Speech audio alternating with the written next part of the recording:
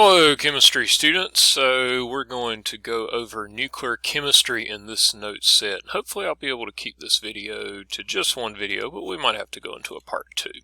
So nuclear chemistry is basically going to deal with ways that the nucleus of an atom can change. And if you recall, the number of protons is what determines the identity of an element. So if the number of protons in the nucleus changes, so does the identity of the element. There's a few different ways the nucleus can change, so we're going to look at those as we work through the notes here.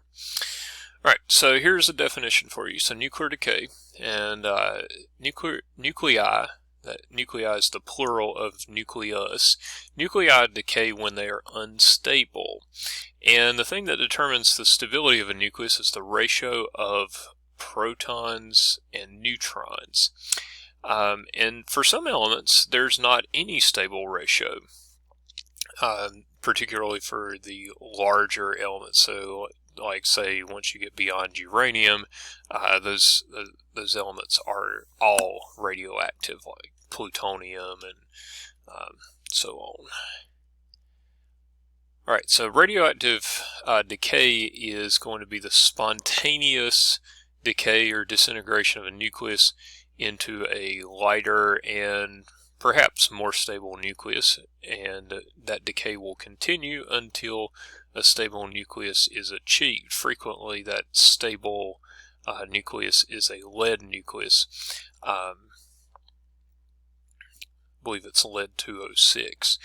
Anyways, as that decay takes place, particles and radiation, or both, are released, and that's what makes these nuclear decay processes what we call radioactive.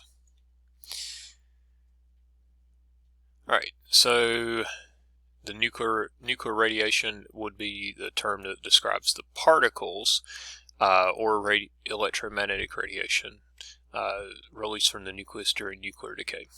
And as I mentioned earlier, all nuclides, it's all nuclei beyond number 92. So 92 is uranium. Everything beyond that is unstable and radioactive. And there are a few beneath uranium, and certain isotopes also that are unstable of certain elements. Alright, so just a recap of nuclear symbols. So the symbol of the element is written. The atomic number is frequently expressed when doing nuclear equations just to make things more clear. And then the mass number is shown in the top left. And recall that the mass number is the number of protons plus the number of neutrons. Alright, so the first type of radioactive decay we're going to talk about is alpha production.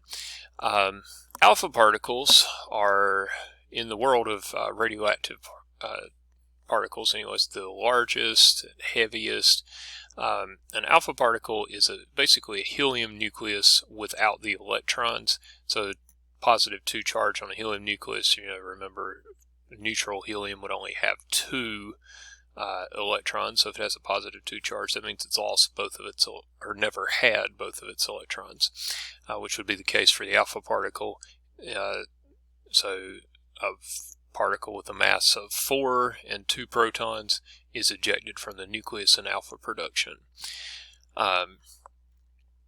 So for the nucleus in question, you can imagine for uranium-238, you got a lump of protons and neutrons in the center, or in the nucleus of the atom, and when it undergoes alpha decay to become more stable, it releases a helium nucleus of 4,2He, and what remains is 4 AMUs lighter and 2 protons less.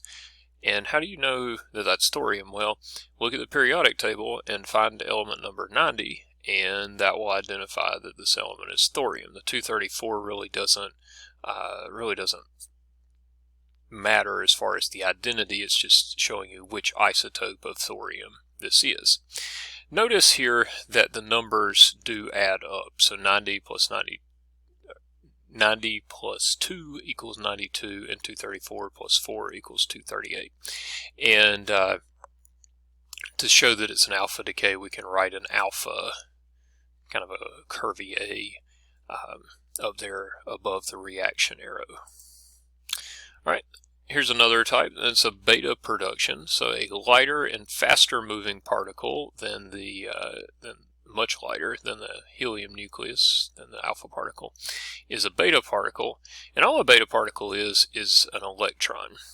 So an electron is produced, mass doesn't change. Remember, electrons have a really itty-bitty tiny mass, much less than 1 AMU. So they're not going to significantly impact the mass. And what's neat about this is that when a beta production occurs, the atomic number increases by 1. We're going to come back and kind of tie all this together and explain why there are different forms of decay to reach stability. But anyways, this thorium nucleus that we formed earlier, it could undergo a beta decay, and that beta decay would produce an electron. And to make the numerical stuff work out here, the -1 is down here where the protons are at. I know that's a little bit weird, but it does work with the math. So we said that the atomic number increases by 1.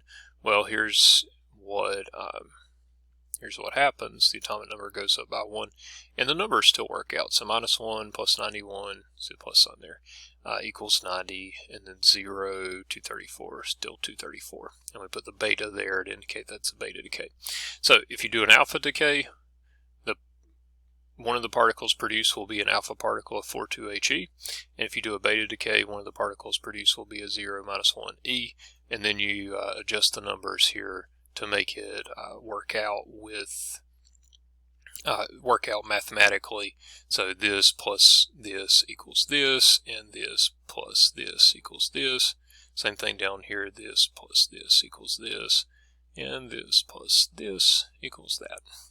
Now, how do we identify this? We'll find 91 on the periodic table, and it'll tell you that it's Pa. If you haven't caught this already, when you write the symbol for an element, it's always a capital letter followed by a lowercase letter. All right, here's a diagram showing an alpha decay. So this 238 uranium, it breaks down. Alpha particle is ejected, and what's left behind is a 234-90 thorium nucleus, like we just worked out in the example.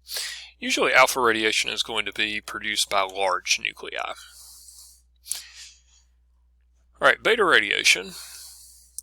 So you can see here we start off with a carbon nucleus, and then it releases an electron, and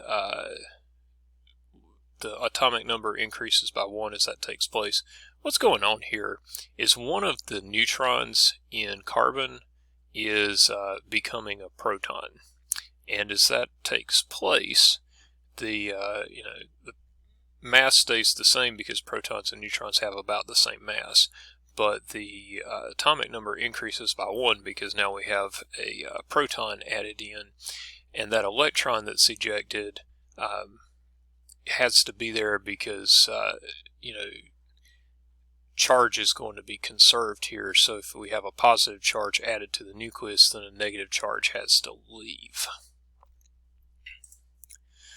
Alright, along with other forms of radioactive decay, it's common for gamma rays to be produced. Gamma rays are high energy photons, so the highest energy on the electromagnetic spectrum, and they'll accompany other forms of decay. So maybe like along with this decay of the 238-92 uranium, maybe you get a couple of gamma rays produced. So you see the 2 here, that's saying there's 2 of these gamma rays produced by, or photons, gamma photons. And they have no mass, and they have no protons. So this is not matter. This is just energy that's being released. Alright, some other more exotic types of radioactive decay. There's positron production. A positron is an antimatter electron. So this 2211 sodium here can undergo positron emission, and it becomes a more stable 2210 neon. And notice here, this time it's positive because it's a positron. So it's basically the same thing as an electron, but it's positive. And notice that when you make this one of the particles, the positron is one of the particles produced.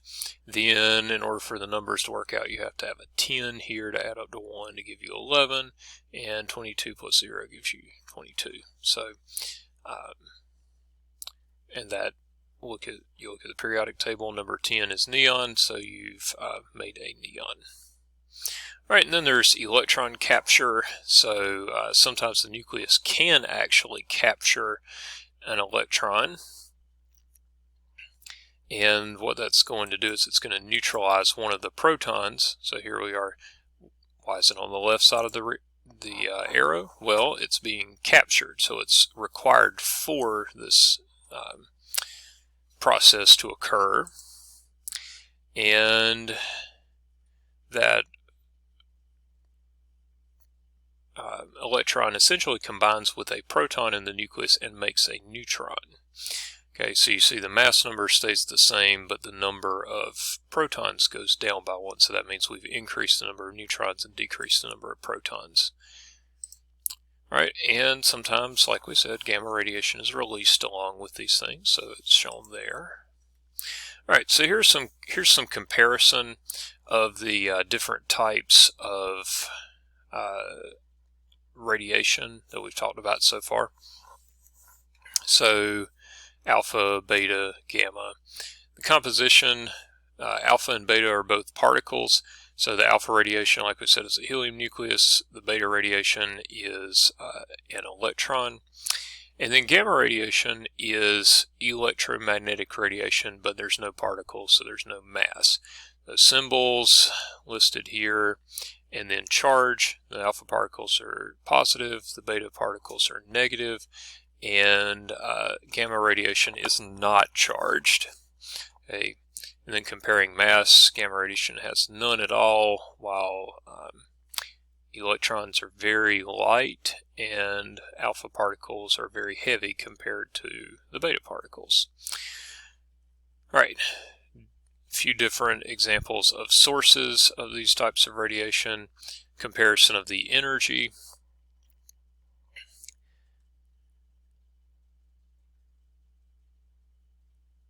and then the penetrating power. Now, alpha particles have very little penetrating power, whereas beta radiation has a little bit more, and then gamma radiation penetrates through the body very easily. And that's what makes it more dangerous for us to have exposure to gamma radiation, because realistically, if you're exposed from the outside of your body to alpha radiation, it could burn your skin, certainly, but it's not going to penetrate deeply and maybe cause cancer in internal organs or anything like gamma radiation would have the possibility of doing.